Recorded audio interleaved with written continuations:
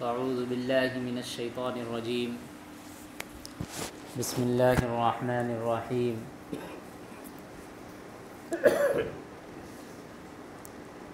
قال الله تبارك وتعالى في القرآن المجيد والفرقان الحميد وما أرسلناك إلا رحمة للعالمين.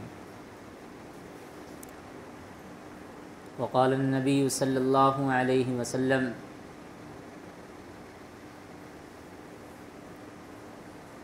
بعثت لأتمم مكارم الأخلاق.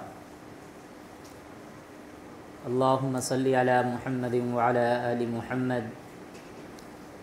كما صليت على إبراهيم وعلى آل إبراهيم إنك حميد مجيد. اللهم صل على محمد وعلى آل محمد كما صليت على إبراهيم وعلى آل إبراهيم إنك حميد مجيد. اللهم صل على محمد وعلى آل محمد كما صليت على إبراهيم وعلى آل إبراهيم إنك حميد مجيد.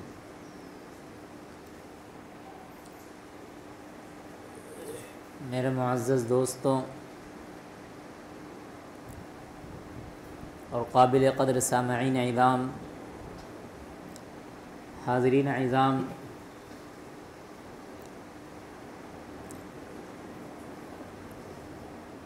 آج ماہ ربیع الاول کی 5 تاریخ ہے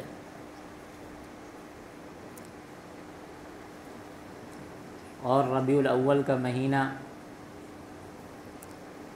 اگر اسلامی نقطہ نظر سے ہم لوگ دیکھیں، جو ہمارے عام ذہنوں میں جو تصور پایا جاتا ہے وہ یہ کہ یہ مبارک مہینہ سرکار دو عالم صلی اللہ علیہ وسلم کی آمد کا بھی مہینہ ہے اور آپ کی وفات کا بھی مہینہ ہے۔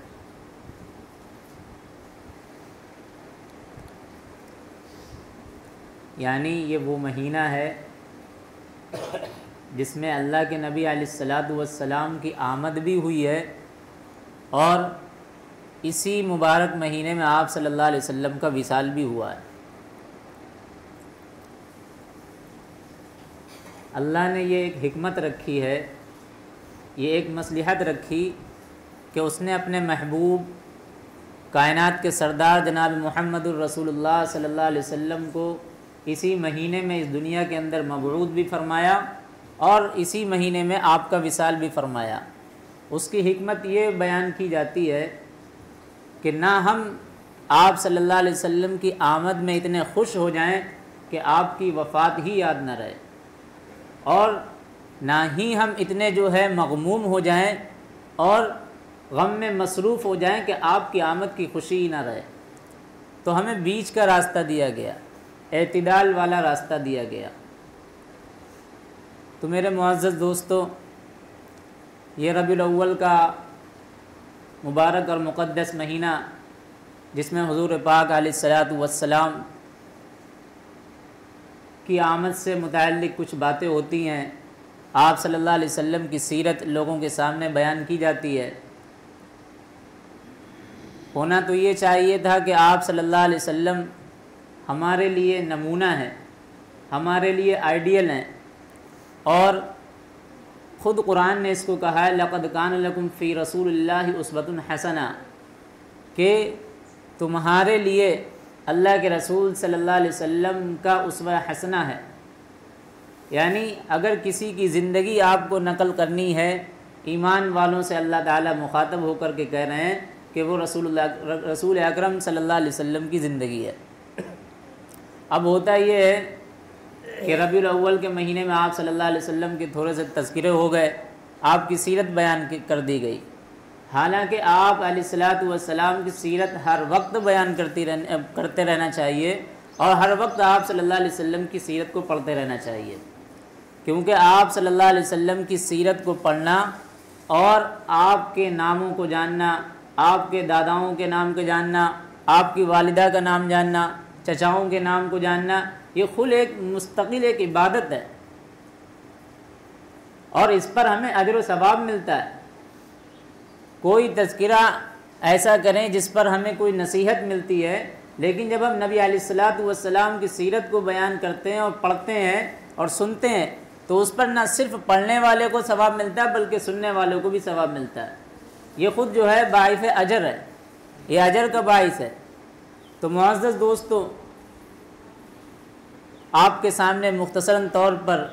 چند بات عرض کریں گے، وہ یہ کہ آپ صلی اللہ علیہ وسلم کی سیرت کا ایک اہم عمل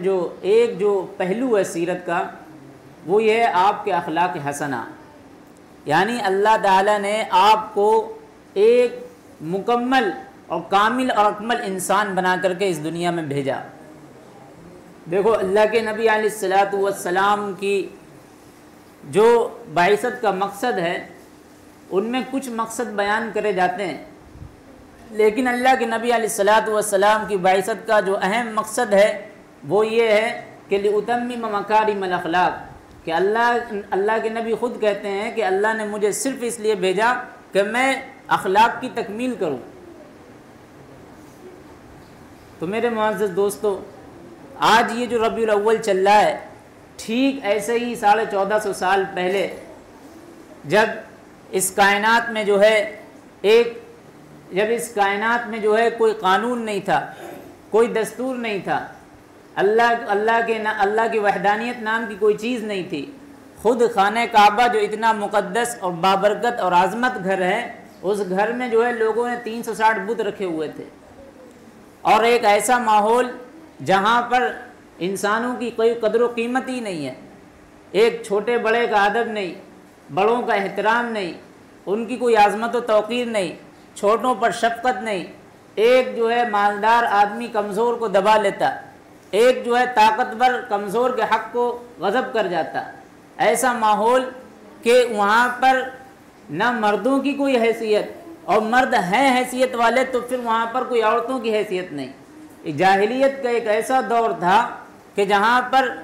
خود جو ہے یہ واقعے بیان ہوتے ہیں اور سیرت کی کتابوں میں لکھے ہیں کہ وہاں پر عورت کو منحوس سمجھا جاتا تھا، عورت نام کی کوئی اس کو عزت نہیں دی جاتی تھی۔ یہ جو اسلام آیا ہے اس نے عورتوں کو وہ مقام عطا کرا ہے، اور خود اسلام کا لوگوں کا اعتراف کرنا چاہیے، لیکن لوگ جو ہے اس پر یہ طعنہ زنی کرتے ہیں اور لعن طعن کرتے ہیں اور بے جا اعتراضات کرتے ہیں۔ خود ایک دن جب ان کے عقل کا پردہ پھٹے گا تو خود ان کو سمجھ میں آ جائے گا کہ اسلام نے عورت کو عزت دی ہے، اسلام نے عورت کو دبایا ہے،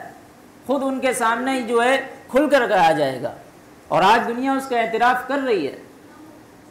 تو میرے معزز دوستو، ایک ایسا دور کہ جہاں پر بیٹی کی پیدائش کو ایک ذلیل و خوار سمجھا جاتا تھا، باعث جو ہے بے عزتی سمجھا جاتا تھا، اس دور میں جہاں پر بچوں کو ایسے ہی زندہ درگور کر دیا جاتا تھا، بِأَيِّ ذَنبٍ قُتِلَتْ۔ تو ایک ایسا معاشرہ، ایک ایسا ماحول جس میں انسانیت نام کی کوئی چیز ہی نہیں ہے،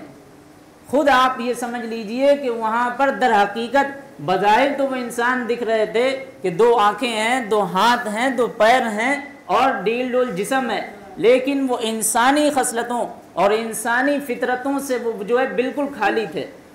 کہہ لیجئے کہ وہ آپس میں جانوروں جیسی یعنی درندگوں والی صفت اپنائے ہوئے تھے، ایسا ماحول تھا۔ تو ایسے ماحول میں اللہ کے نبی علیہ الصلوۃ والسلام کو اللہ نے اس دنیا میں مبعوث فرمایا۔ جب اس بھٹکتی ہوئی انسانیت پر اللہ کو رحم آیا تو اللہ کے نبی علیہ الصلوۃ والسلام کو مبعوث فرمایا۔ تو جو آپ علیہ الصلوۃ والسلام کی آمد ہے وہ ربیع الاول کے مہینے میں ہے۔ تو بتلانے کا مقصد یہ ہم کچھ بات عرض کر رہے تھے کہ آپ علیہ الصلوۃ والسلام کے آتے ہی آپ کو ایسا نہیں ہے کہ نبوت مل گئی ہو،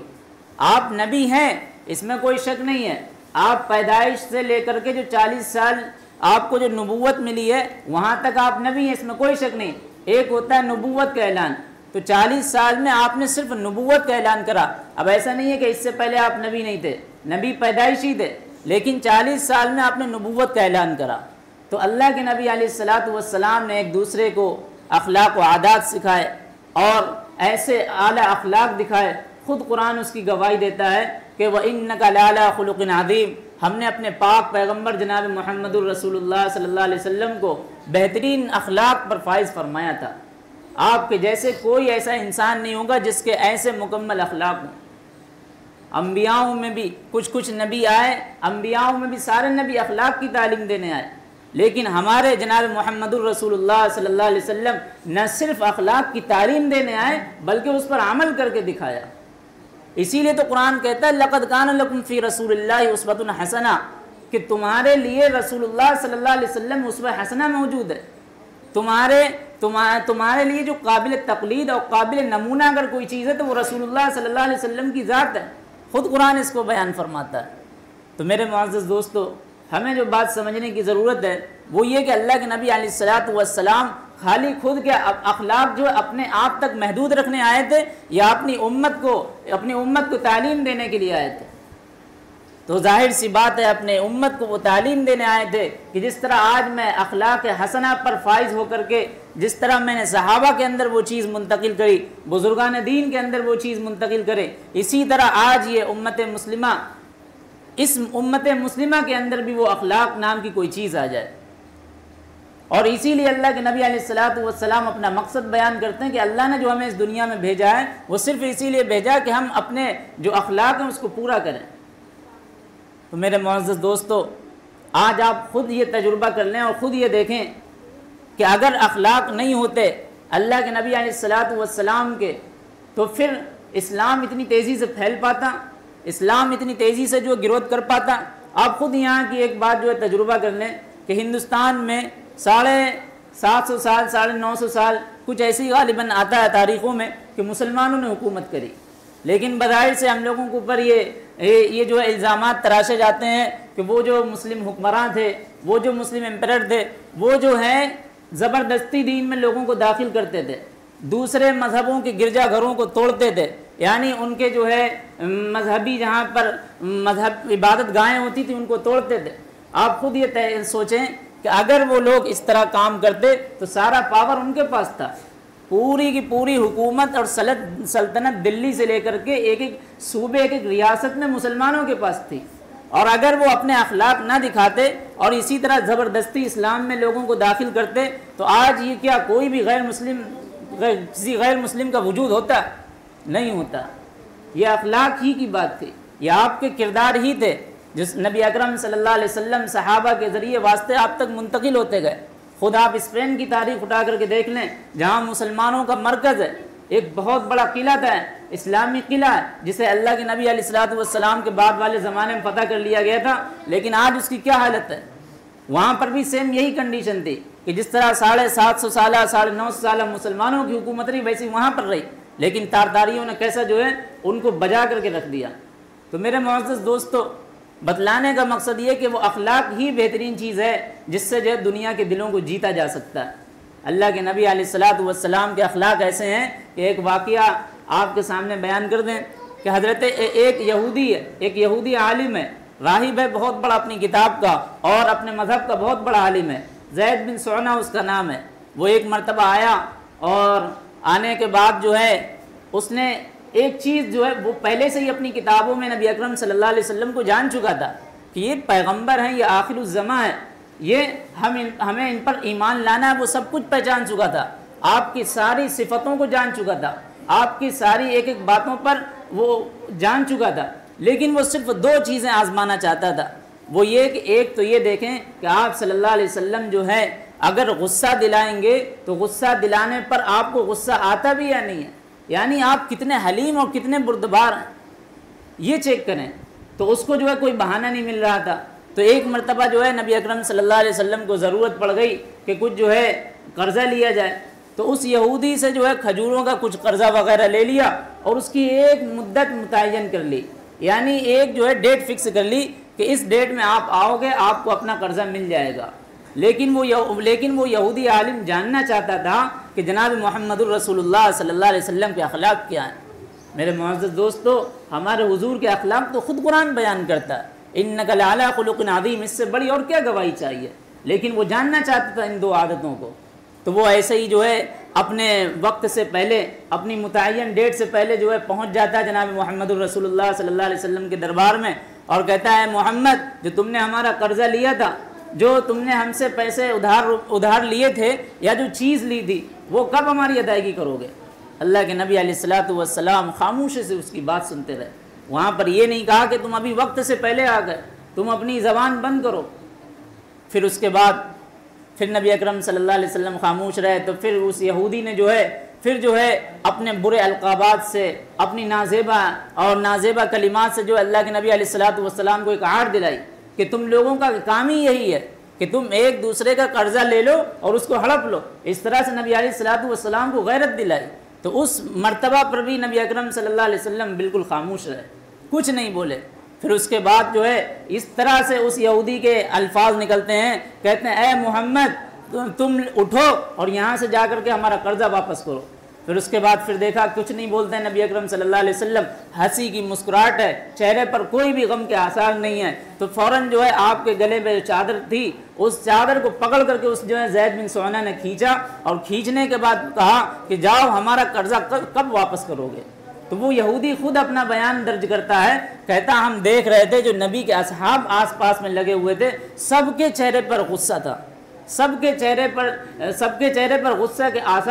آثار ظاہر ہو رہے تھے. اور جب یہ بات ہوئی، جب نبی اکرم صلی اللہ علیہ وسلم کی گردن مبارک سے جب یہ چادر کھینچی گئی تو حضرت عمر وہیں پر موجود تھے. حضرت عمر فوراً جو ہے تلوار لے کر کے اس یہودی کی طرف بڑھے اور کہا کہ اگر محمد صلی اللہ علیہ وسلم کا پاس و لحاظ نہ ہوتا تو آج ہم تیری گردن محمد صلی اللہ علیہ وسلم کے قدموں میں رکھ دیتے.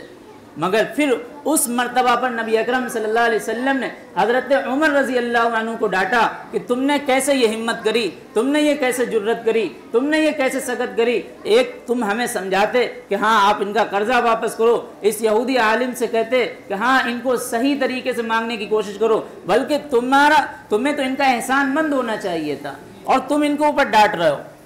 حضرت عمر رضی اللہ عنہ کہنے لگے اللہ کے نبی علیہ الصلوۃ والسلام اب مجھ میں صبر کا مادہ نہیں ہے، اب مجھ میں جو ہے اتنا صبر نہیں ہو سکتا کہ میں اس کی زبان کے ایک ایک الفاظ سن سکوں. اگر آپ حکم دیں تو ہم اس کا قرضہ اس کے منہ پر مار دیں. تو فوراً جو حضرت عمر رضی اللہ عنہ کو حکم دیا. حضرت عمر رضی اللہ عنہ سے یہ بھی کہا کہ اس کا جو قرضہ ہے وہ بھی واپس کرو، اور جو تم نے غلط بات کری ہے، جو تم نے اپنے نازیبہ الفاظ منہ سے نکالے ہیں اور جو تم نے اس سے بدگوئی کری ہے، الٹا اس کا بھی کفارہ دو. 20 سا کھجور جو بنتے ہیں اس کا بھی اس کا کفارہ دو. تو یہ اللہ کے نبی علیہ الصلوۃ والسلام کے اخلاق تھے، یہ غیروں کے ساتھ اخلاق تھے. اور پھر اس کے بعد جب وہ حضرت عمر رضی اللہ عنہ کے ساتھ جب چل رہا تھا تو حضرت عمر رضی اللہ عنہ نے اس سے کہا کہ تم یہودی کے اتنے بڑے عالم ہو اور تمہیں یہ کیسی حرکت کرنی تھی، تم نے یہ کیسے جو ہے جرت کری؟ تو کہنے لگا نہیں، ہمیں صرف اور صرف 2 چیزیں جاننی تھی. ایک یہ کہ اللہ کے نبی علیہ الصلوۃ والسلام کتنے حلیم ہیں اور کتنے بردبار ہیں. آپ کے چہرے پر مسکراہٹ رہتی ہے یا آپ کے چہرے پر غصہ آ جاتا ہے؟ تو میرے معزز دوستو، یہ اللہ کے نبی علیہ الصلوۃ والسلام کے اخلاق اگر آپ اٹھائیں گے کتابوں کو تو موٹی موٹی کتابیں بھری پڑی ہیں جو نبی اکرم صلی اللہ علیہ وسلم کے اخلاق حسنہ سے. یہ کس وجہ سے؟ یہ ہمیں تعلیم دی گئی کہ ہم بھی اپنے اخلاق ویسے ہی بنائیں. آج اپنے آپ کو محب رسول کا دعویٰ کرنے والے، ہم جو ہے اپنے آپ کو عاشق رسول کہنے والے، ایک نبی علیہ الصلوۃ والسلام کا ہمارے عمل کوئی بھی تعلیمات ہمارے اندر موجود نہیں ہے. آج ہمارے اخلاق تو اس قدر بگڑے ہوئے ہیں، اس قدر جو ہیں اخلاق ہمارے بد سے بدتر ہوئے ہیں کہ اگر واقعی جناب محمد الرسول اللہ صلی اللہ علیہ وسلم کو اگر یہ حکم ہو جائے اور وہ اگر واپس آ کر کے دیکھ لیں تو وہ کہہ نہیں سکتے ہیں کہ ہم نے جس امت کی تشکیل کری تھی، جو ہم نے ایک معاشرہ بنایا تھا، جو ہم نے ایک پاکیزہ اور صالح معاشرہ دنیا کو بنا کر کے دیا تھا، جو ہم نے جس کی ایک تاریخی مثال قائم کری تھی، آج وہ ان میں کوئی بھی صفت موجود نہیں ہے. خود آ کر کے کہہ سکتے ہیں. ذرا سی باتوں پر گالی گلوچ، ذرا سی باتوں پر غصہ، ذرا سی باتوں پر جو ہے وہ جنگ و جدال، وہ قتل و قتال، ایسا لگتا ہے کوئی جو ہے کفر اور اسلام کی جنگ ہو رہی ہے،